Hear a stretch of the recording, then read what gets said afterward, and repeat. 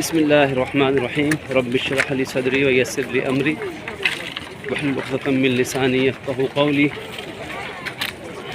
آپ کے سامنے وقتاً فوقتاً یہ چند ویڈیوز کی صورت میں ہلکی پھلکی بات کی جاتی ہے۔ کوشش یہ ہے کہ یہ سلسلہ کلام، سلسلہ گفتگو، یہ ویڈیوز معاشرے میں خیر و بھلائی کا، اصلاح کا، بہتری کا ذریعہ بن سکیں۔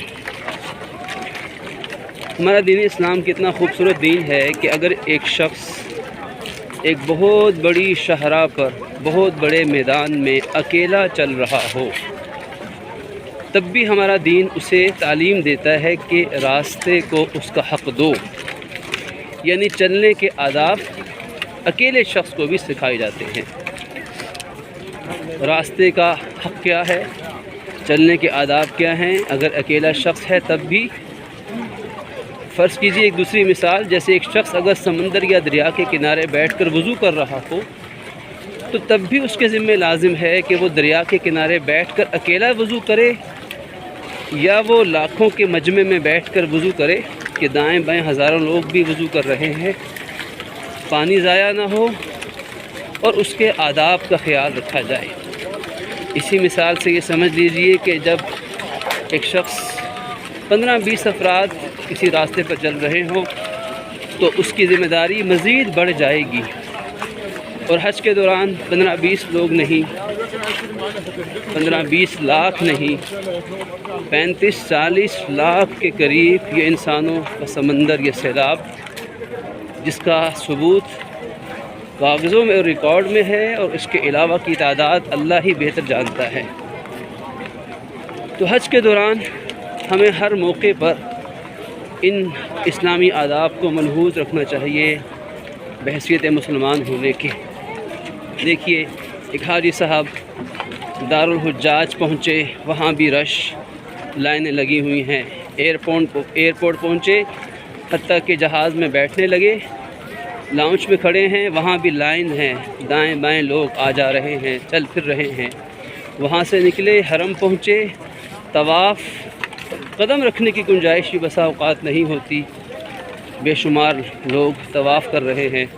وہاں سے نکلے، منا پہنچے، کہیں بسوں کی لائنیں ہیں، عرفات پہنچے، ہر وقت ہر جگہ رش ہے۔ مزدلفہ پہنچے، منا پہنچے، رمی جمرات کے وقت میں، خیموں میں داخل ہوتے وقت، نکلتے وقت، کھانا لیتے وقت، حتیٰ کہ واش روم جاتے وقت، ہر جگہ آپ کے دائیں بائیں آگے پیچھے لوگ ہیں۔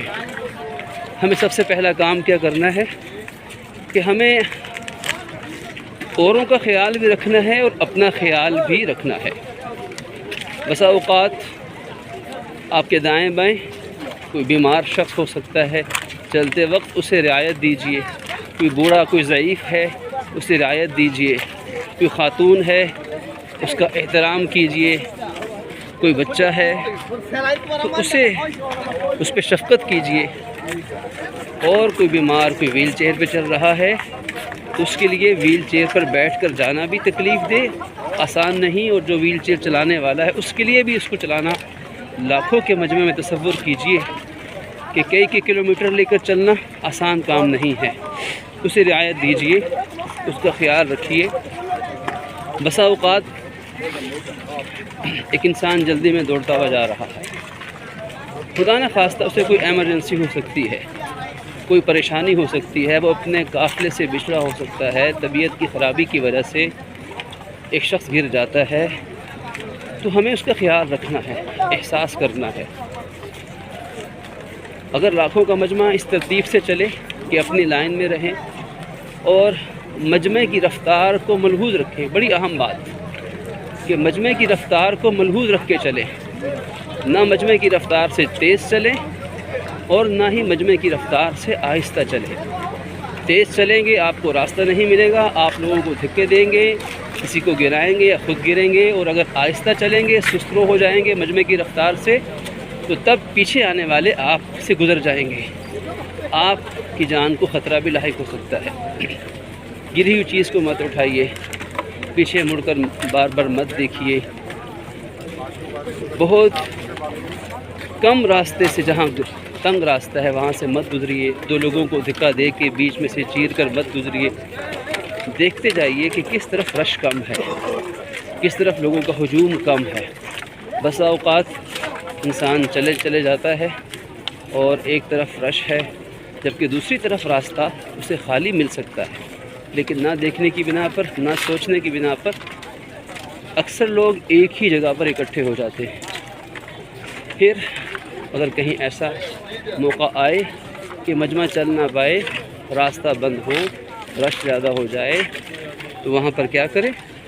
وہاں پہ صبر سے کام لیں، تحمل سے کام لیں، پینک کریٹ مت کریں۔ اور یہ بھی ہو سکتا ہے کہ دم گھٹنے کی بنا پر آپ کو پریشانی کا سامنا ہو۔ اپنے آپ کو مضبوط رکھیے، اپنا بھی خیال رکھیے۔ ایسے مجموعوں میں اپنا سامان کم سے کم رکھنے کی کوشش کیجیے، اور کہوں گا کہ ہینڈ کیری سے مکمل اجتناب کریں، ہلکا پھلکا سامان رکھیں تاکہ آپ کے لیے چلنا آسان ہو۔ اور پھر کوئی شخص راستہ بھول جائے تو اس کو راستہ بتائیے۔ بھولے ہوئے کو راستہ بتانا بہت بڑی نیکی ہے۔ ابھی دیکھیے کہ یہاں پر ماشاءاللہ یہ انتظامیہ کے حضرات، یہ یہاں کی پولیس انتظامیہ یہی کام کرتے ہیں کہ کسی جگہ پر مجمع کو رکنے نہیں دیتے، بیچ میں کھڑے ہو جانے سے، راستوں پر پڑاؤ ڈال دینے سے راستے رک جاتے ہیں۔ اب ایک شخص کہتا ہے کہ ہم تو یہاں 4 لوگ اکٹھے ہیں، انہیں کیا تکلیف ہے، ہمیں کیوں منع کرتے ہیں؟ اصل میں یہ لوگ ہم سے بہتر تربیت یافتہ، یہ جانتے ہیں کہ جہاں 2 لوگ کھڑے ہوں گے تو وہ 4 ہو جائیں گے، 5 ہو جائیں گے، 10 ہو جائیں گے، اور ایک وقت آئے گا کہ وہ راستہ بند ہو جائے گا، اور جس کی وجہ سے ماضی میں بھی تلخ حادثات اور نتائج یہ لوگ اپنی آنکھوں سے مشاہدہ کر چکے ہیں۔ تو بہرکیف ویڈیو کے لمبا ہونے سے ڈرتے ہوئے اسی بھی بات کو اکتفا کرتے ہیں۔ اللہ رب العزت ہمارے لیے دنیا کے راستوں کو بھی آسان بنائے اور ہمارے لیے آخرت کے راستوں کو بھی آسان بنائے۔ السلام ورحمۃ اللہ وبرکاتہ۔